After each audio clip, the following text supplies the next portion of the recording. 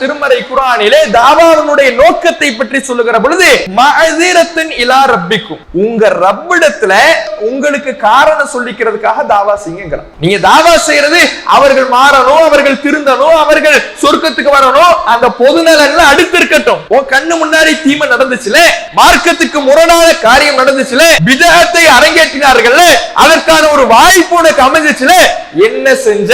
அதுதான் அல்லாஹ் நம் முன்னால வைக்கக்கூடிய கேள்வி. இது எல்லாரிடத்திலும் வைக்கக்கூடிய கேள்வி. உண்மையை அறிந்து கொண்ட, சத்தியத்தை ஏற்றுக்கொண்ட, இந்த தௌஹீதை ஏற்றுக்கொண்ட எல்லா மக்களிடத்திலேயும் இறைவன் கேட்பான். உன் உறவினர், உன் குடும்பத்தார், உன் நண்பன், உன்னுடைய ஊரார், உன்னுடைய திருவாசி இந்த பாவத்தை, மார்க்கத்துக்கு முரணான காரியத்தை, ஷிர்கை, பிதஅத்தை அரங்கேற்றிக் கொண்டிருந்த பொழுது நீ என்ன செஞ்சுக்கிட்டு இருந்த?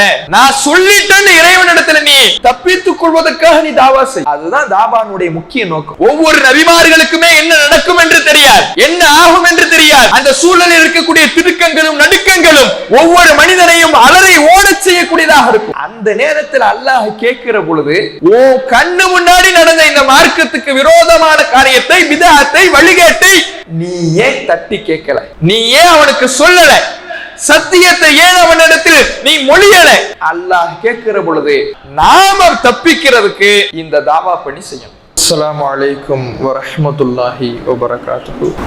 கண்ணியத்திற்குரிய எல்லாம் வல்ல அல்லாஹ்வின் நல்லடியார்களே, அல்லாஹ் ரப்பல் ஆலமீன் திருமறை குர்ஆனிலே சொல்லுகிறான், வமன் அஹ்ஸனு கௌலன் மிம்மன் தஆ இலல்லாஹ் வ அமில ஸாலிஹன் வ கால இன்னனி மினல் முஸ்லிமீன். அல்லாஹ் சொல்லுகிறான், வமன் அஹ்ஸனு கௌலன், மிக அழகான சொல்லுக்கு சொந்தக்காரன் யார்? அவனுடைய அந்த சொல் மிக அழகான சொல். அவனை விட சிறந்த சொல்லுக்கு சொந்தக்காரன் வேறு யாரும் இல்லை. அப்படியான சிறந்த சொல்லை ஒருவன் சொல்லுகிறான், அவனை விட சிறந்த சொல்லுக்கு சொந்தக்காரன் வேறு யார் இருக்க முடியும் என்று இறைவன் சொல்லுகிறான். சரி, என்ன சொல்லுறான்? அந்த மனிதன் என்ன சொல்லுகிறான் என்றால், வகால இன்னனி மினல் முஸ்லிமீன், நான் ஒரு முஸ்லிம் என்று சொல்லுகிறான். இன்றைக்கு எல்லோரும் சொல்லுகிறோம், நான் ஒரு முஸ்லிம், என் பெயர் முகம்மது, என் பெயர் அப்துல்லா, அதனால் நான் ஒரு முஸ்லிம் என்று சொல்பவர்களை பற்றி இந்த வசனம் பேசவில்லை. நான் ஒரு முஸ்லிம் என்று இன்றைக்கு லா இலாஹ இல்லல்லாஹ் கலிமா சொன்ன அனைவரும் சொல்லுகிறோம்.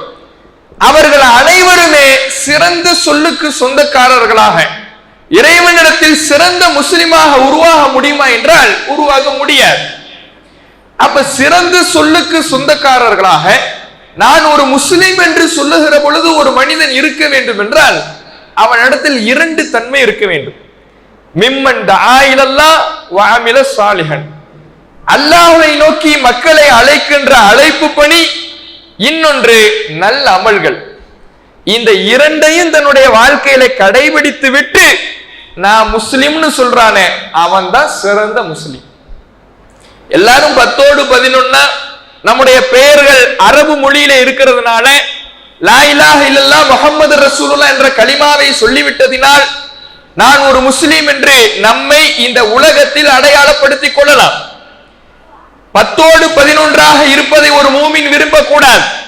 நாளை மறுமையிலே அல்லாஹ்வின் முன்னால் நிறுத்தப்படுகின்ற பொழுது இறைவனின் முன்னால் நான் ஒரு சிறந்த முஸ்லிமாக, அதிகமான கூலியை பெற்றவனாக, சுவனத்துக்கு விசாரணையின்றி செல்லக்கூடியவனாக, எளிமையாக சுவனத்தில் நுழையக்கூடியவனாக இருக்க வேண்டும் என்பதைத்தான் ஒரு முஸ்லிம், ஒரு இறை நம்பிக்கையாளர் விரும்ப வேண்டும்.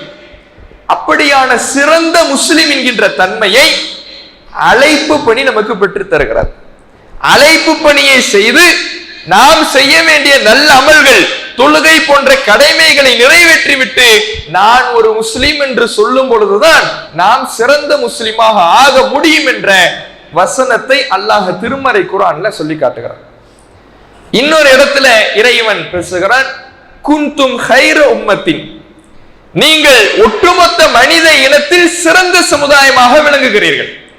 எத்தனையோ சமுதாயம் இந்த உலகத்தில் வாழ்ந்து மரணித்திருக்கிறது, எத்தனையோ சமுதாயம் கடந்து விட்டது. எல்லா மனித இனத்தை விட, எல்லா மனித சமுதாயத்தை விட முகமது நபி அவர்களுடைய சமுதாயமான நீங்கள் சிறந்த சமுதாயமாக இருக்கிறீர்கள். உலகத்துல எத்தனையோ சமுதாயம் வந்து போயிருக்குது. அதில் பல சமுதாயங்களுடைய வரலாறை அல்லாஹ் குர்ஆனிலே தெரிவிக்கின்றான். நம்முடைய சிற்றறிவின்படி அந்த வரலாற்று பக்கங்களை திருப்பி பார்த்தால் நமக்கு ஒரு விஷயம் புலப்படும். நம்மை விட அவர்கள் சிறந்த வாழ்க்கை வாழ்ந்திருக்கிறார்கள். நம்முடைய சிற்றறிவுக்கு அதான் தெரியும். ஏனென்றால் நூஹ் நபி அவர்களுடைய வாழ்நாள் காலத்தை எடுத்து பாருங்கள். 950 ஆண்டுகள் நூஹ் நபி அவர்கள் வாழ்ந்திருக்கிறார்கள். அவர்களுடைய காலமே ஆயுள் காலம் நீட்டிக்கப்பட்ட அதிகமான வாழ்நாள் வழங்கப்பட்ட ஒரு சமுதாயமாக வாழ்ந்திருக்கிறார்கள். அப்படி அவ்வளவு நீண்ட நெடுங்காலம் 900 ஆண்டுகள், 950 ஆண்டுகள், 1000 ஆண்டுகள் என்று நீண்ட காலம் இந்த உலகத்தில் வாழுகின்ற அளவுக்கான கால அளவு வாழ்நாள் வழங்கப்பட்ட சமுதாயமாக நூஹ் நபி அவர்களுடைய சமுதாயம் இருக்கிறார்கள். இன்றைக்கு நம்முடைய கால அளவு என்பது, வாழ்நாள் என்பது வெறும் 60 ஆண்டுகள், 65 ஆண்டுகள் தான். மிக குறுகிய ஒரு காலகட்டத்தில் இருக்கின்றோம். அப்படி வெறும் 60 வயசு வரை வாழக்கூடிய நாம நம்முடைய சிற்றறிவின்படி அந்த வரலாற்றை புரட்டி பார்த்தால் நாம் சொற்ப காலம்தான் இந்த உலகத்தில் வாழுகிறோம். அவர்களோ 1000 ஆண்டுகள், 900 ஆண்டுகள், 950 ஆண்டுகள் வாழ்ந்திருக்கிறார்கள். நம்மை விட அவர்கள் தான் சிறந்தவர்கள் என்று நமக்கு தோணும். அதே போல நம்முடைய நிலைமை எடுத்து பார்த்தீங்கன்னா, நாம் எல்லாம் உடல் அளவில மிக பலவீனமானவர்களாக இருக்கும். எந்த ஒரு காரியத்தையும் இயந்திரத்தினுடைய துணை இல்லாமல் செய்வது நமக்கு மிகப்பெரிய குதிரை கொம்பாக ஆகிவிட்டது. ஒரு செவத்துல ஆணி அடிக்கிறதா இருந்தா கூட, செவத்துல ஆணி அடிக்கிறது, சுத்தியில வச்சு அடிக்கிறதெல்லாம் முடிஞ்சு போய் இன்னைக்கு ட்ரில் மிஷின் வந்துடுச்சு. எல்லாமே ஒரு இயந்திரத்தினுடைய துணை இருந்தால்தான் இந்த உலகத்தில் நம்மால் ஒரு வேலை செய்ய முடியும் என்கின்ற அளவுக்கு பலவீனப்பட்டு விட்டோம். ஒரு தெருவிலிருந்து மறு தெருவுக்கு நடந்து செல்ல இயலாமல் வாகனத்தை தேடிக்கொண்டிருக்கின்றோம். இப்படி நம்முடைய நிலைமை இருக்குது. ஆனா முந்தைய சமூகத்தை பற்றி இறைவன் பேசுகிறான். அவர்கள் மலை பாறைகளை கூட தங்களுடைய கை விரல்களால் குடைந்து விடுவார்கள். மலை பாறை, அந்த பாறைய தங்களுடைய கைகளாலேயே குடைந்து விடுவார்கள் என்றால் எவ்வளவு பெரிய ஆற்றல் இருக்கும், எவ்வளவு பெரிய வலிமை இருக்கும், தேக ஆரோக்கியம் இருக்கும். உடல் வலிமை வழங்கப்பட்டவர்களாக அந்த காலத்து சமூகத்தார் வாழ்ந்திருக்கிறார்கள். ஆனா இன்னைக்கு மிஷின் இல்லாம எந்த வேலையும் நடக்காது. அதான் நம்முடைய நிலைமை. அப்ப நம்ம அறிவுப்படி சிந்தித்தா நாம இவ்வளவு பலவீனமா இருக்கிறோம், அவர்கள் அவ்வளவு வலிமையானவர்களாக இருந்திருக்கிறார்கள். நாம் சிறந்தவர்களா, அவர்கள் சிறந்தவர்களா என்றால் அவர்கள் தான் சிறந்தவர்கள் என்று நமக்கு தோணும். இப்படி பொருளாதாரத்திலே மேம்பட்டவர்கள், உடல் வலிமையிலே மேம்பட்டவர்கள், ஆயுட்காலம் வழங்கப்பட்டவர்கள் என்று பல சமூகத்தாரை, பல தலைமுறையினரை திருமறை குர்ஆன் பேசுகிறார். அவர்கள் எல்லாவரையும் விட நீங்கள் தான் சிறந்த சமுதாயம் என்று அல்லாஹ் பேசுகிறார். காரணம் என்ன தெரியுமா? அவர்களிடத்தில் இல்லாத ஒரு தன்மை உங்களிடத்தில் இருக்கிறது. தஅமுரூன பில் மஅரூஃப் வ தன்ஹவுன அனில் முன்கர். நீங்கள் நன்மையை ஏவுகிறீர்கள், தீமையை தடுக்கிறீர்கள்.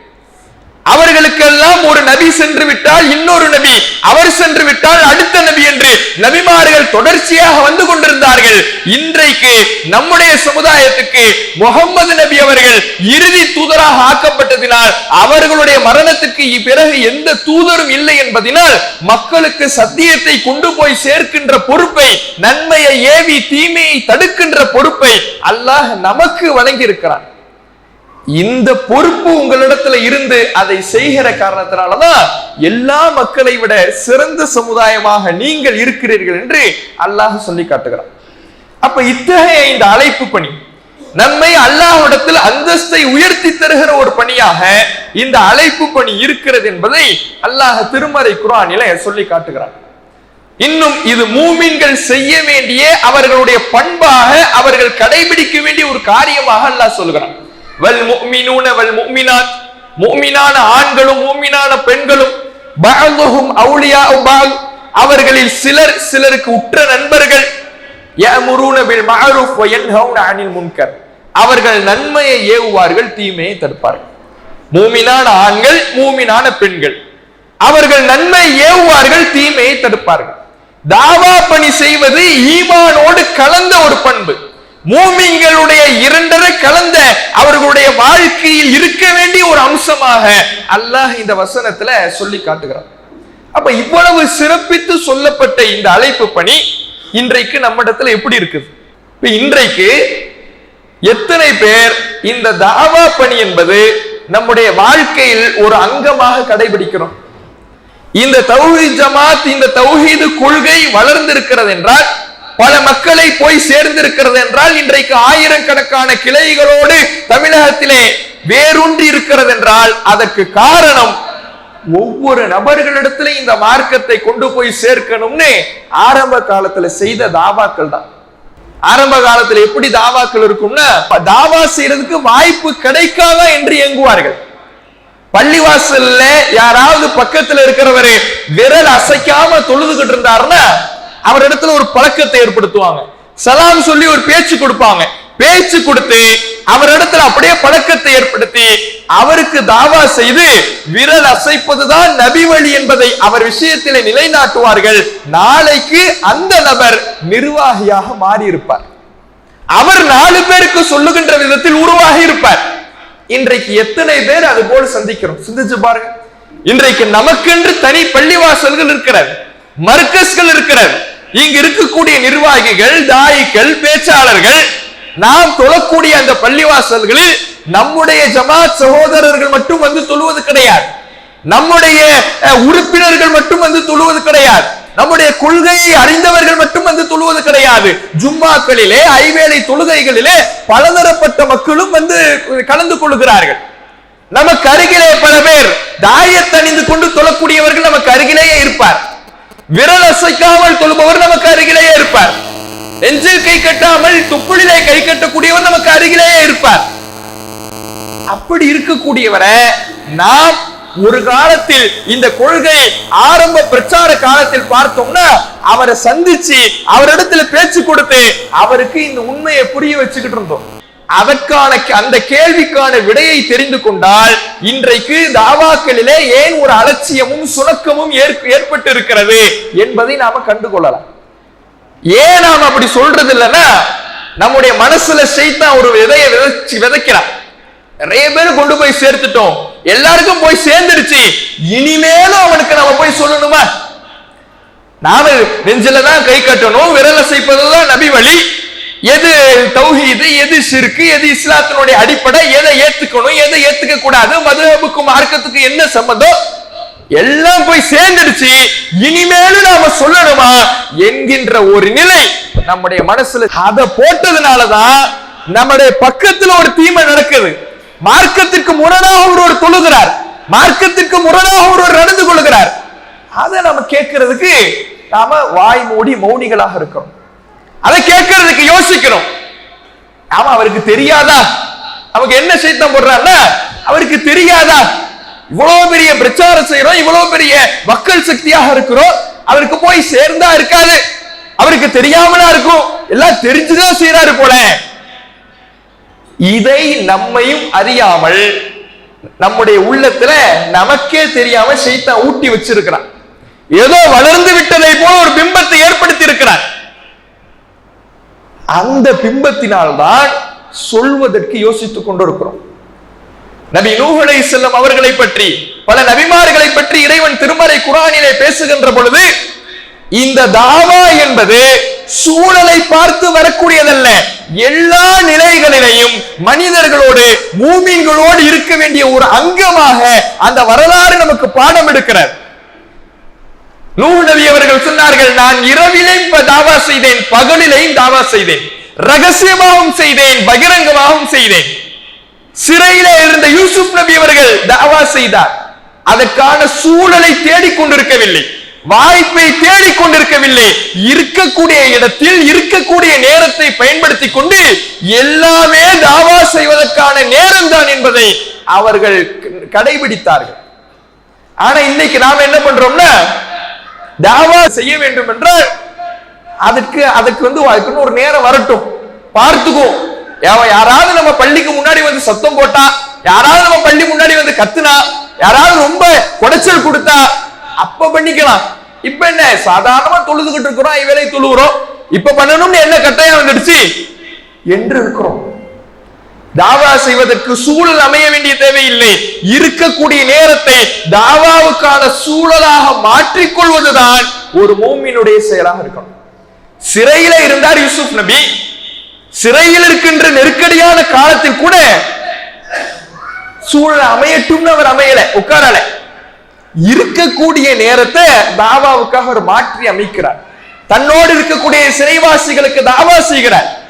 அதுதான் உண்மையான இறை நம்பிக்கையாளர்களுடைய பண்பு. ஏன் தெரியுமா? தாவாவை பற்றி இறைவன் திருமறை குர்ஆனிலே சொல்லுகிற பொழுது தாவாவுடைய நோக்கம் என்ன தெரியுமா? 2 விஷயம். அதுல முதல் விஷயம் சுயநலம் தான். பொதுநலன் என்பது 2வது விஷயம் தான். தாவாவுக்கான முதல் நோக்கம், முதல் காரணம் என்னன்னா சுயநலம் தான். அல்லாஹ் திருமறை குர்ஆனிலே தாவாவுடைய நோக்கத்தை பற்றி சொல்லுகிற பொழுது மஅதிரத்துன் இலா ரப்பிக்கும், உங்க ரப்பிடத்துல நீங்க உங்களுக்கு காரணம் சொல்லிக்கிறதுக்காக தாவா செய்யுங்கிறான். நீங்க தாவா செய்யறது அவர்கள் மாறணும், அவர்கள் திருந்தணும், அவர்கள் சொர்க்கத்துக்கு வரணும், அந்த பொதுநலன்ல அடுத்து இருக்கட்டும். நீ முதல்ல காரணம் சொல்லணும். உன் கண்ணு முன்னாடி தீமை நடந்துச்சுல, மார்க்கத்துக்கு முரணான காரியம் நடந்துச்சுல, பிதஅத்தை அரங்கேற்றினார்கள், அதற்கான ஒரு வாய்ப்பு உனக்கு அமைஞ்சிச்சுல, என்ன செஞ்ச? அதுதான் அல்லாஹ் நம் முன்னால வைக்கக்கூடிய கேள்வி. இது எல்லாரிடத்திலும் வைக்கக்கூடிய கேள்வி. உண்மையை அறிந்து கொண்ட, சத்தியத்தை ஏற்றுக்கொண்ட, இந்த தௌஹீதை ஏற்றுக்கொண்ட எல்லா மக்களிடத்திலேயும் இறைவன் கேட்பான், நீ என்ன பண்ணுன? உன் உறவினர், உன் குடும்பத்தார், உன் நண்பன், உன்னுடைய ஊரார், உன்னுடைய திருவாசி இந்த பாவத்தை, மார்க்கத்துக்கு முரணான காரியத்தை, ஷிர்கை, பிதஅத்தை அரங்கேற்றிக் கொண்டிருந்த பொழுது நீ என்ன செஞ்சுக்கிட்டு இருந்த? அப்படி கேட்கும் பொழுது யா அல்லாஹ் நான் சொல்லிட்டேன். அவர் ஏற்பதும் ஏற்காமல் இருப்பதும் உன் அதிகாரத்தில் உள்ளது. என் கடமையை சொல்ல வேண்டிய என் கடமையை நான் நிறைவு செஞ்சுட்டேன். இப்படி அல்லாஹ் இடத்துல காரணம் சொல்லணும்ல, அதுக்காக நீ தாவா செய். நான் சொல்லிட்டேன்னு இறைவனிடத்துல நீ தப்பித்துக் கொள்வதற்காக நீ தாவா செய். அதுதான் தாவானுடைய முக்கிய நோக்கம். நாம எல்லாரும் டைரக்டா சொர்க்கம் தான், நமக்கு எந்த விசாரணையும் கிடையாது, சொர்க்கத்தை அல்லாஹ் திறந்து வச்சிருப்பா, நிம்மதியா போய் உட்கார்ந்துக்கலாம், இதுதான் சூழல். ஒவ்வொரு நபிமார்களுக்குமே என்ன நடக்கும் என்று தெரியாது, என்ன ஆகும் என்று தெரியாது. அந்த சூழலில் இருக்கக்கூடிய திடுக்கங்களும் நடுக்கங்களும் ஒவ்வொரு மனிதனையும் அலறி ஓடச் செய்யக்கூடியதாக இருக்கும். அந்த நேரத்தில் அல்லாஹ் கேட்கிற பொழுது, ஓ கண்ணு முன்னாடி நடந்த இந்த மார்க்கத்துக்கு விரோதமான காரியத்தை, பிதஅத்தை, வழிகேட்டை நீ ஏன் தட்டி கேட்கல? நீ ஏன் அவனுக்கு சொல்லல? சத்தியத்தை ஏன் அவனிடத்தில் நீ மொழியல? அல்லாஹ் கேட்கிற பொழுது யா அல்லாஹ் நான் சொல்லிட்டேன் என்று அவனிடத்தில் பதில் சொல்லணும்னா நாம தப்பிக்கிறதுக்கு இந்த தாவா பண்ணி செய்யணும். இந்த சுயநலம் தான் முக்கியமான காரணமாக தாவாவிற்கு அல்லாஹ் சொல்லுகிறான். அடுத்ததுதான் பொதுநலம் எல்லாம். அடுத்ததுதான் நபிகள் நாயகம் ஸல்லல்லாஹு அலைஹி வஸல்லம் அவர்கள் கடைபிடித்த அந்த ஒரு காரணத்தை அடுத்ததாகத்தான் இறைவன் சொல்லுகிறான். பொதுநலன், மக்கள் மீது அக்கறை கொள்வது, மக்கள் பாதிக்கப்பட்டு விடக்கூடாது, மக்கள் நரகத்தில் விழுந்து விடக்கூடாது என்ற அக்கறை 2ஆம் பட்சம். முதல்ல நான் சொர்க்கத்துக்கு போகணும், அதுக்கு நாம தாவா செய்யணும். அடுத்து இந்த பொதுநலனையும் அல்லாஹ் சொல்லுகிறான். நபிகள் நாயகம் ஸல்லல்லாஹு அலைஹி வஸல்லம் அவர்களை பற்றி சொல்லுகிற பொழுது ஃபலஅல்லக பாஹிஉன் நஃப்ஸக இல்லம் யுமினு பிஹாதல் ஹதீஸ் அஸஃபா, நபியே இந்த மக்கள் உண்மையை, சத்தியத்தை ஏற்றுக்கொள்ளாமல் இருக்கிறார்கள் என்பதற்காக கவலைப்பட்டு உங்களை நீங்களே அழித்துக் கொள்வீர்கள் போல் இருக்கிறதே. ரசூலுல்லாஹ்வுடைய பண்பு என்னன்னா, இவன் சத்தியத்தை ஏத்துக்க மாட்டேங்கிறானே, லா இலாஹ இல்லல்லாஹ் சொல்ல மாட்டேங்கிறானே, மறுமைக்கு அஞ்சி சத்திய கொள்கையிலே ஏகத்துவத்திலே சங்கமிக்க மறுக்கிறானே, சிலை வழிபாட்டிலேயும் தவறான மார்க்கத்துக்கு முரணான காரியங்களிலேயும் ஈடுபட்டுக் கொண்டிருக்கிறானே என்று ரசூலுல்லாஹ் கவலைப்பட்டு தன்னையே அழித்துக் கொள்ளுகின்ற அளவுக்கு கவலைப்படுவாங்களாம். இன்னைக்கு எத்தனை பேருக்கு அந்த கவலை இருக்குது? அந்த கவலை இருந்தால் நமக்கு பக்கத்தில் நடக்கின்ற தீமைகள் நம் கண்ணுக்கு தெரியும். அந்த தீமைகளின் விளைவாக இவர் நரகத்திலே, நாளை மறுமையிலே எந்த நிலைக்கு ஆளாகுவார் என்ற கவலை நம்முடைய உள்ளத்தில் ஆட்கொள்ளும். சுற்றி இருப்பது என்னுடைய குடும்பத்தார், என்னுடைய உறவினர், என்னுடைய நண்பர், என்னுடைய ஊரார், இவர்கள் நரகத்தில் விழுவதை நான் பார்க்க விரும்பல என்று ஒரு மோமினுடைய உள்ளம் இருக்கணும்னு அல்லாஹ் சொல்றான். இத நம்ம ஒவ்வொருவருடைய கண்ணத்தில் அறைகிற வகையில ஒரு வரலாறு அல்லாஹ் குர்ஆன்ல பதிவு செய்கிறான். சுலைமான் நபி அவர்களுடைய வரலாறு. நபி சுலைமான் நபி அவர்களுக்கு பல்வேறு விதமான அற்புதங்களை அல்லாஹ் தந்திருந்தார். அதுல ஒரு பண்பு இந்த விலங்குகள், பறவைகளுடைய மொழிகள், அதெல்லாம் அவங்களுக்கு தரப்பட்ட அற்புதம்னு நம்ம குர்ஆன்ல படிச்சிருப்போம். சுலைமான் நபி தன்னுடைய படையை திரட்டி கொண்டு வேகமா போறாங்க. அந்த படை கடுமையான முறையில வேகமாக நிலம் அதிர்கிற வகையில செல்லுகிறார். அவங்க போகக்கூடிய வழியிலே ஒரு எறும்பு புற்று ஒன்று இருக்கிறது. எல்லா எறும்புகளும் அந்த புற்றுக்குள்ளே ஓய்வெடுத்துக் கொண்டிருக்கிறது, புற்றுக்குள்ளே குடிக்கொண்டிருக்கிறது. இவங்க வர அதிர்வுல ஒரே ஒரு எறும்பு மட்டும் வந்து பாக்குது. வர வேகத்தை பார்த்தா புயலாக வந்து கொண்டிருக்கின்ற இந்த சுலைமான் நபி அவர்களுடைய வேகத்தில், அவர்களுடைய படையினருடைய வேகத்தில் இந்த புற்றெல்லாம் அவர்களுடைய கண்களுக்கு தெரியாது. மிதிச்சாங்கன்னா எல்லாம் காலி. இத ஒரே ஒரு எறும்பு பாக்குது. பார்த்துட்டு அவர் வர வேகத்துல நான் தப்பிச்சா போதும்னு அந்த எறும்பு ஓடல. நான் அழிவிலிருந்து என்னை பாதுகாத்துக் கொண்டால் போதும் என்று அந்த எறும்பு தன்னை மட்டும் தற்காத்துக் கொண்டு ஓடிவிடவில்லை. இன்ன பிற எறும்புகளை இந்த சுலைமான் நபி அவர்கள் வருவதை அறியாத அந்த புற்றுக்குள்ளே குடிக்கொண்டிருக்கிற மற்ற எறும்புகளை அழைக்கிறது. யா ஐயுஹன் நமல், எறும்பு கூட்டமே, லா யஹ்திமன்னக்கும் சுலைமான் வ ஜுனூதுஹு வ ஹும் லா யஷ்உரூன், அறியாமல் வேகமாக வந்து கொண்டிருக்கின்ற சுலைமானும் அவருடைய படையினரும் உங்களை மிதித்து நசுக்கி விட வேண்டாம், தப்பிச்சிடுங்க. எவ்வளவு பெரிய பொது நலம்னு பாருங்க. ஒரு எறும்பு, ஆறறிவு இருக்குதா, பகுத்தறிவு இருக்குதா? நான் ஆறறிவு வழங்கப்பட்ட மனிதன் என்று நாம் மாறு தட்டி கொள்ளுகிறோமே. ஒரு சின்ன பூச்சி, ஒரு சின்ன உயிரினம், அந்த உயிரினம் தன்னுடைய இனம், தன்னுடைய மக்கள் பாதிக்கப்பட்டு விடக்கூடாது, அழிந்து நாசமாயிடக் கூடாதுன்னு அந்த தன்னுடைய கூட்டத்தை காப்பாற்ற நினைக்குதுன்னா, நாம இந்த சமுதாயத்தில் நம்முடைய ஏனைய முஸ்லிம்கள் பாதிக்கப்படும் பொழுதும் அமைதியாக இருந்து இந்த மக்களுடைய மறுமை வாழ்வு நாசமாகிற அளவுக்கான செயல்பாடுகள் மக்களிடத்தில் மார்க்கத்துக்கு முரணான காரியங்கள், பித்அத்துகள் அரங்கேறுகிற பொழுதும் அமைதியாக இருந்துட்டோம்னா, அப்ப அல்லாஹ் நம்ம இடத்துல என்ன சொல்ல வரா? எறும்பை விட நீ கேவலன்னு சொல்லல, எறும்பை விட நீ மோசம்னு அல்லாஹ் சொல்லல. அதுதான் அல்லாஹ் சொல்லுகிற பாடம். அல்லாஹ் குர்ஆன்ல வரலாறு சொல்லுகிறான் என்றால் அந்த வரலாறை நமக்கு அல்லாஹ் பாடமாக எடுக்கிறான். எறும்பு ஒரு சமூக அக்கறையோடு நடந்திருக்கிறது, சமூக நலனோடு நடந்திருக்கிறது, தன்னுடைய மக்களை காப்பாற்ற வேண்டும் என்று நினைத்திருக்கிறது, அழிவிலிருந்து அவர்களை காத்து நிற்க வேண்டும் என்று அந்த எறும்பு நினைத்திருக்கிறது. ஆனால் ஆறறிவு வழங்கப்பட்ட, பகுத்தறிவு வழங்கப்பட்ட மனிதர்களாகிய நாம் இந்த சமுதாயத்தில் ஏற்படுகின்ற பாதிப்புகளிலிருந்து காப்பாற்றுவதற்காக மக்களுக்கு குரல் கொடுக்கவில்லை என்றால், அதற்காக போராடவில்லை என்றால், நாளை மறுமையிலே இந்த சமுதாய மக்கள் நன்மை நன்மை என்று தேடி தேடி சென்ற காரியங்கள் எல்லாம் பித்அத்துகளாக நரகில் தள்ளுவதை கண்கூடாக பார்த்துவிட்டு அமைதி காத்திருந்தோம் என்றால், அந்த எறும்பை விட நீ கேவலம். அதான் அல்லாஹ் சொல்ல பாடம். அப்ப நாம எப்படி இருக்கணும்?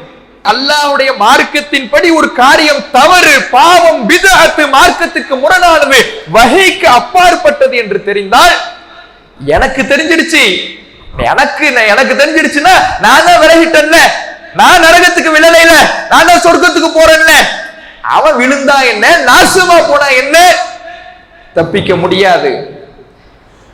அப்பதான் அல்லாஹ் கேட்பா, நீ என்ன பண்ணிக்கிட்டு இருந்த? உன் கண்ணு முன்னாடி தான் நடந்துச்சு, என்ன பண்ணிக்கிட்டு இருந்த? அவன் நேர்வழி பெறுகிறான், பெறல, அவன்கிட்ட நீ ஒரு முறை சொன்ன, 2 முறை சொன்ன கிடையாது, சொல்லிக்கிட்டே இருந்தியா? திரும்ப திரும்ப சொன்னியா? அவனுக்கு நேர்வழி கொடுக்கிறது நான் தான். ஆனா நீ எத்தனை தடவை சொன்ன? சொல்லிட்டு பேசாம வாய் மூடி அமைதியாக இருந்து விட்டாயா? அல்லாஹ் கேட்கும் பொழுது, யா அல்லாஹ், நான் அவனுக்கு சொல்லிக்கொண்டே இருந்தேன். காரணம் சொல்லணும்னா நம்ம அதுக்கு தாவா பண்ணி செய்ய, அதைத்தான் அல்லாஹ் சொல்லி காட்டுங்க. அப்ப இந்த சுயநலமும் பொது நலனும் இந்த தாவாவினுடைய மிக முக்கிய அங்கங்களாக இருக்கு. நபிகள் நாயகம் ஸல்லல்லாஹு அலைஹி வஸல்லம் அவர்கள் தன்னுடைய வாழ்க்கையிலே அவர்களும் அவர்களுடைய தோழர்களும் இந்த மார்க்கத்தை மக்களுக்கு மத்தியிலே எடுத்து சொல்வதற்காக சந்தித்த இன்னல்கள், இடையூறுகள் என்பது சாதாரணமானது அல்ல. இன்னைக்கு நாம எத்தனையோ நவீன வசதிகள், நவீன வளர்ச்சிகள் அடைந்தும் அதை எளிமையான முறையிலே சொல்வதற்கு யோசித்துக் கொண்டிருக்கிறோம், தயங்கி கொண்டிருக்கிறோம். ஆனா அன்னைக்கு ரசூலுல்லாஹ் சந்திச்ச நிலைமை எல்லாம் சாதாரண நிலைமை இல்லை. அல்லாஹ்வுடைய தூதர் அவர்களே சொல்லுகிறார்கள், ஊதித்து ஃபில்லா, நான் அல்லாஹ்வுடைய பாதையில நோவினை செய்யப்பட்டேன். வமா யுகுதா அஹது, என் அளவுக்கு யாரும் நோவினை செய்யப்பட்டிருக்க மாட்டீங்க. உஹிஃப்து ஃபில்லா, அல்லாஹ்வுடைய பாதையில் எதிரிகளால் நான் அச்சுறுத்தப்பட்டேன். வமா யுகாஃபு அஹது, என் அளவுக்கு யாரும் அச்சுறுத்தப்பட்டிருக்க மாட்டீங்க. அவ்வளவு துன்பத்துக்கு, அவ்வளவு துயரத்துக்கு ஆளான, எதிரிகளுடைய அச்சுறுத்தலுக்கு ஆளான என் அளவுக்கு யாரும் பாதிக்கப்பட்டிருக்க மாட்டீங்க சொல்லிட்டு ரசூலுல்லாஹ் சொல்றாங்க, என்னுடைய வாழ்க்கையிலே, மக்கா வாழ்க்கையிலே ஒரு மாத காலத்தை சந்திச்சேன். அந்த ஒரு மாத காலமும் என்னோடு பிலாலை தவிர வேறு யாரும் இல்லை. எங்க ரெண்டு பேருக்கும் உணவும் இல்லை. உணவை தேடி சென்றால் அடிப்பார்கள், உணவை எடுத்துக்கொள்வதற்கு வெளியேறினால் துன்புறுத்துவார்கள் என்ற நிலையில் நாங்கள் இருவரும் மறைந்து இருந்தோம். வெளியே போன அடி, வெளியே போன உதை, இந்த நிலைமையில இருந்தோம். அப்ப பிலால் எனக்காக, அவருக்காக உணவை எடுப்பதற்காக போவார். எப்படி போவார் தெரியுமா? மறைஞ்சு மறைஞ்சு போவார், பதுங்கி பதுங்கி போவார். போய் கொஞ்சம் உணவு எடுத்துட்டு வருவார். எப்படி எடுப்பார்னா, தன்னுடைய அக்குள்ள வைத்து மறைத்து கொண்டு அந்த பிலால் அவர்கள் வருவார். அக்குள் என்றாலே அருவருப்பாக பார்க்கப்படுகிற பகுதி, துர்நாற்றம் வீசுகின்ற ஒரு பகுதி. அந்த இடத்திலே உணவை மறைத்துக் கொள்வார். சரி, மறைக்கட்டும். அந்த எவ்வளவு உணவு மறைக்க முடியும்? ஒரு தட்டு உணவு மறைக்க முடியுமா? ஒரு பிளேட் சாப்பாடு மறைச்சிட முடியுமா? ஒரு சில பேரித்தம்பளங்கள், ஓரிரு பேரித்தம்பளங்களோ அல்லது சின்ன ஒரு ரொட்டி துண்டோ, அவ்வளவுதான். அதை மறைத்து எடுத்து வருவார், மறைந்து மறைந்து வருவார். நாங்கள் இருவரும் சாப்பிடுவோம். சாப்பாடு இல்லை, குடிக்க தண்ணி இல்லை. சரி, போய் எடுத்துக்கலான்னு பார்த்தா அடிப்பார், உதைப்பார்கள். அவ்வளவு நேரத்திலையும் நபிகள் நாயகம் ஸல்லல்லாஹு அலைஹி வஸல்லம் அவர்கள் இந்த மார்க்கத்தை மக்களுக்கு எடுத்து சொன்னார்கள் என்றால், அவர்களுடைய தோழர்கள் இந்த மார்க்கத்தை எடுத்து சொல்ல பக்கபலமாக இருந்தார்கள் என்றால், பட்டி தொட்டி எல்லாம் இந்த மார்க்கம் போய் சென்றடைந்திருக்கிறது என்றால், காரணம் இந்த மார்க்கத்தை நான் எடுத்து வைத்து விட்டேன், அந்த மக்கள் நரகில் விழுந்து விடக்கூடாது. இந்த ரெண்டு காரணத்துக்காக தான். அல்லாஹ்விடத்துல நாம தப்பிக்கணும். யாரெல்லாம் நான் சொல்லிட்டேன், அந்த மக்கள் நரகத்திலிருந்து விடுதலை பெறுவதற்காக நான் சொல்லியிருக்கிறேன். இந்த சுயநலம், பொது நலன், இந்த ரெண்டு காரணம் தான். நபிகள் நாயகம் ஸல்லல்லாஹு அலைஹி வஸல்லம் அவர்கள் மதீனாவுக்கு போய் ஆட்சி கிடைச்சிச்சு. அல்லாஹ்வுடைய தூதரவர்கள் ஆட்சி கிடைத்து 10 ஆண்டு காலம் மிகப்பெரிய ஒரு சாம்ராஜ்யத்தை கட்டமைத்தார்கள். இதெல்லாம் ஒரு நாள் 2 நாள்ல ஏற்பட்டுச்சா? மக்காவில் இருக்கும் பொழுதே அல்லாஹ்வுடைய தூதரவர்களிடத்தில் முஸாப் இப்னு உமைர் ரலியல்லாஹு அன்ஹு அவர்கள் வந்து இஸ்லாத்தை ஏற்றுக்கொள்கிறார். அவரை மதீனாவுக்கு ரசூலுல்லாஹ் அனுப்புறாங்க. மதீனாவுக்கு அனுப்பி அவர் கொஞ்சம் கொஞ்சமா தாவா செய்கிறார். மதீனாவில் இருக்கக்கூடிய மக்களுக்கெல்லாம் மார்க்கத்தை எடுத்து சொல்லுகிறார். குர்ஆனை கொண்டு போய் சேர்க்கிறார். கொண்டு போய் சேர்த்து கடைசியில் மதீனாவினுடைய ஒவ்வொரு வீடுகள் தோறும் இந்த ஏகத்துவம் போய் சென்றடைந்து விட்டது என்ற ஒரு நிலை வந்த உடனேதான் அல்லாஹ்வுடைய அனுமதி கிடைச்சு ஹிஜ்ரத் செஞ்சு வராங்க. ஒரு நாள்ல ஏற்பட்டுடுச்சா? அல்லாஹ்வுடைய தூதர் அவர்கள் அனுப்பிய ஒரே ஒரு நபர் முஸாப் இப்னு உமைர். அவர் போய் தாவா செய்கிறார், திரும்ப திரும்ப சொல்லுகிறார், மக்களுக்கு எடுத்துரைக்கிறார். எந்த வீடுகளும் பாக்கி இல்லைங்கிற அளவுக்கு எல்லா வீடுகளிலேயும் ஏகத்துவம் நுழைகிறது. நாம என்ன செய்து கொண்டு இருக்கிறோம்? எவ்வளவு விதத்துகள் அடங்கி இருக்கிறது, எவ்வளவு ஷிர்க்குகள் அடங்கி இருக்கிறது. இப்படி எத்தனையோ மார்க்கத்துக்கு முரணான காரியங்கள், விதாத்துகள், ஷிர்க்குகள் குடிகொண்டிருக்கிற ஒரு இடமாக இருக்கும்ன்ற பொழுது நாம எவ்வளவு தாவா செய்யும்? அல்லாஹ்வுடைய தூதரவர்களுடைய காலத்துல ஒரு போருக்கு போறாங்க, வாகனம் இல்லை. வாகனம் இல்லைன்னு உடனே போயிட்டு திரும்ப வந்துட்டாங்களா? பாதி வழியிலே ரிட்டர்ன் ஆயிட்டாங்களா? இருந்த கொஞ்சம் வாகனம், ஒரு வாகனத்துக்கு 6 பேர். ஒருத்தவர் பயணம் செய்வாரு, கொஞ்ச தூரத்துல இறங்குவாரு, அடுத்தவர் கொஞ்ச தூரத்துல அவர் இறங்குவாரு, 3வது ஆளு இறங்குவாரு, 4வது ஆளு இறங்குவாரு, 5வது ஆளு. இப்படி 6 பேர் ஒரு வாகனத்துக்கு பயணம் செஞ்சு ஒருவர் மாறி ஒருவர் என்று ஒருவர் பயணம் செய்தார் என்றால் 5 பேர் பயணம் செய்து முடிக்கின்ற வரை இவர் நடந்துதான் வரணும். ஏன் இவ்வளவு கஷ்டப்பட்டு போய்கிட்டு எதுக்கு இவ்வளவு ஏன் சிரமத்தை எடுத்துக்கணும்? திரும்ப வந்துட்டாங்களா? போறது எதுக்காக? ஜாலியா இருக்கிறதுக்கா? இவ்வளவு சிரமப்பட்டு போறாங்கல்ல, இந்த சிரமத்தை எதுக்கு எடுத்திருக்கிறாங்க? சந்தோஷமா போய் இருக்கிறதுக்கா?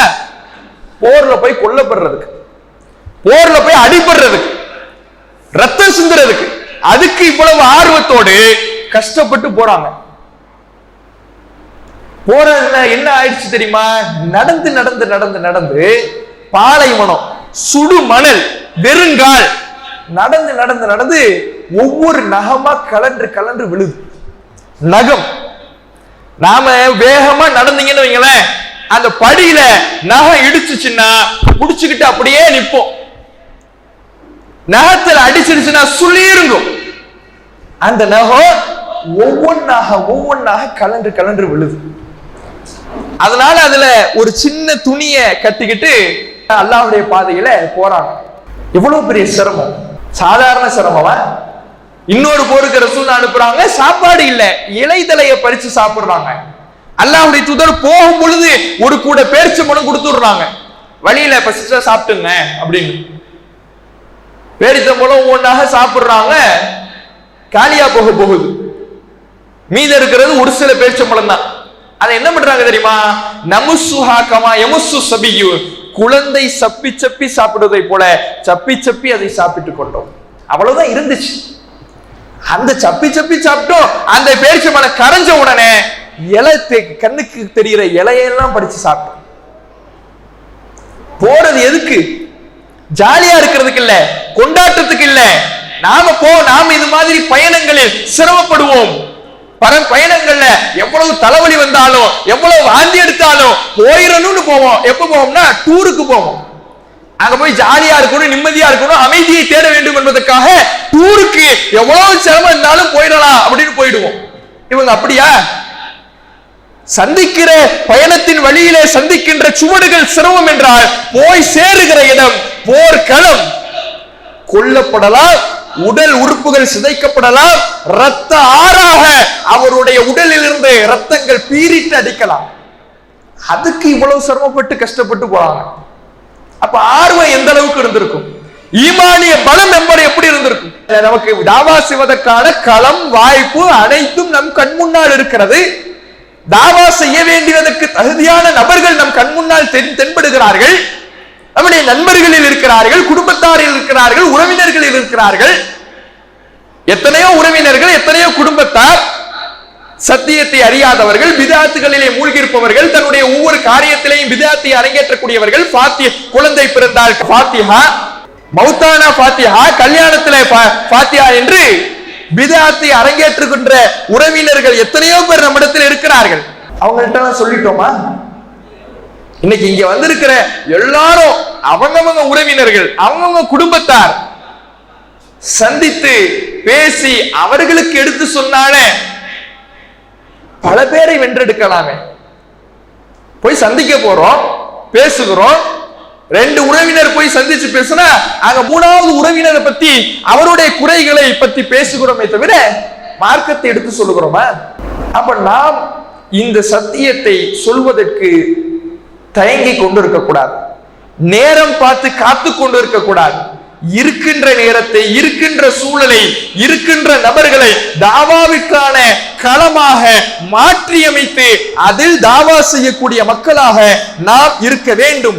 நபிகள் நாயகம் ஸல்லல்லாஹு அலைஹி வஸல்லம் அவர்கள் சொன்ன ஒரு சில செய்திகளை மட்டும் சொல்லிவிட்டு முடித்துக் கொள்கிறேன். அல்லாஹ்வுடைய தூதர் அவர்கள் சொன்னார்கள், உங்களுக்கு பின்னால் ஒரு கூட்டம் வரும், அந்த கூட்டத்தினர் நான் சொல்லாததை செய்வார்கள். நான் சொல்லாததை செய்வார்கள் அப்படின்னா என்ன? ரசூலுல்லாஹ் சொல்லாததை செய்யறாங்கன்னா பிதஅத் செய்யறாங்கன்னு அர்த்தம். செய்வார்கள். அவர்கள் செய்வதிலே என்னுடைய கட்டளை இருக்காது, நான் கட்டளை எடுக்க மாட்டேன், அல்லாஹ் கட்டளையிட்டு இருக்க மாட்டான். அல்லாஹ் கட்டளையிடாத, அல்லாஹ்வுடைய தூதர் கட்டளையிடாததை அவர்கள் செய்வார்கள். அவர்களை யாரேனும் பார்த்தால் ஃபமன் ஜாஹதஹும் பியதிஹி, அவரிடத்தில் யார் தன்னுடைய கையால் போரிடுகிறாரோ அவர் ஃபஹுவ முஃமின், அவர் மூமின். வமன் ஜாஹதஹும் பிலிசானிஹி, யார் தன்னுடைய நாவால் அவர்களிடத்தில் பிரச்சாரம் செய்து போரிடுகிறாரோ ஃபஹுவ முஃமின், அவர் மூமின். வமன் ஜாஹதஹும் பிகல்பி, யார் தன்னுடைய உள்ளத்தால் வெறுத்து ஒதுங்குகிறாரோ ஃபஹுவ முஃமின், அவரும் மூமின். ஆனா இந்த நிலை இருக்குதுல்ல, உள்ளத்தால வெறுத்து ஒதுங்குகிற நிலை ஈமானில் மிக அஃபுல் ஈமான், ஈமானில் மிக மிக மிக மிக பலவீனமான நிலை. இதுக்கு பிறகு ஒரு நிலையெல்லாம் கிடையாது. இதுக்கு பிறகு ஈமான்ல கடுகளவு கூட கிடையாது. ஈமான்ல கடுகளவு நிலையில இருக்க விரும்புறோமா, உயர்தரத்தில் இருக்க விரும்புறோமா? கையால தடுக்க உரிமை இன்றைக்கு கிடையாது. ஜனநாயக வழியிலே பிரச்சாரம் செய்கின்ற உரிமை வழங்கப்பட்டிருக்கிறது. அதை செய்ய வேண்டிய இடத்துல இருக்கிறோம். உங்களுக்கு பின்னால் ஒரு கூட்டம் வருவாங்க, அவங்க இடத்துல பிரச்சாரம் செய்யுங்க. அப்படி செஞ்சாதான் மூமின் அல்லாஹ்வுடைய தூதரவர்கள் சொல்லி இருக்கும் பொழுது செய்யாம அமர்ந்திருந்தோம் என்றால் நாம் மிகப்பெரிய ஒரு அல்லாஹ்வுடைய விசாரணைக்கு உள்ளாக வேண்டிய ஒரு நிலை மறுமையிலே ஏற்படும். இந்த தாவா பணி என்பது நமக்கு மலை போல நன்மை களஞ்சியத்தை, நன்மை கடலை அல்லாஹ்விடத்தில் பெற்று தருகிற ஒரு காரியம். ஒரு மனிதருக்கு தாவா செய்வது சிவப்பு ஒட்டகம் கிடைப்பதை விட சிறந்தது என்று அல்லாஹ்வுடைய தூதரவர்கள் சொல்கிறார்கள். சிவப்பு நிற ஒட்டகம் என்பது ரோல்ஸ் ராய்ஸ் காரை விட அன்னைக்கு ஒரு ஆள் பணக்காரர்னா அவர் இடத்துல சிவப்பு நிற ஒட்டகம் இருக்குதா, இவர் ரொம்ப வெல்த்தியான ஆளு, இப்படி அடையாளம் காணுவாங்க. அந்த ஒட்டகம் கிடைப்பதை விட உங்களுக்கு சிறந்தது. தாவா செய்தால், ஒரு நன்மையை மக்களுக்கு சொல்லிக் கொடுத்தால், அது அவருக்கு அவர் செய்கின்ற நன்மைகளிலிருந்து உங்களுக்கும் ராயல்ட்டியாக வந்து கொண்டே இருக்குங்கிறாங்க. சங்கிலி தொடராக நாம ஒரு ஆளுக்கு சொல்லுவோம், 2 ஆளுக்கு சொல்லுவோம், 3 ஆளுக்கு, அந்த 3 பேர் 300 பேருக்கு சொல்லுவாங்க. எல்லா நன்மையும் உங்க அவ்வளவு பெரிய நன்மை கடலாக இருக்கிற இந்த தாவா பணியிலே நாம் அதிகமாக ஈடுபட்டு அதிகமான மக்களுக்கு இந்த மார்க்கத்தை கொண்டு போய் சேர்க்கின்ற மக்களாக அல்லாஹ் நம் அனைவரையும் ஆக்கி இஸ்லாம் மற்றும் சமுதாய செய்திகளை அறிந்து கொள்ள தமிழ்நாடு தௌஹீத் ஜமாஅத் யூடியூப் பக்கத்தை உடனடியாக சப்ஸ்கிரைப் செய்து கொள்ளுங்கள். மேலும் பெல் பட்டனையும் கிளிக் செய்து கொள்ளுங்கள்.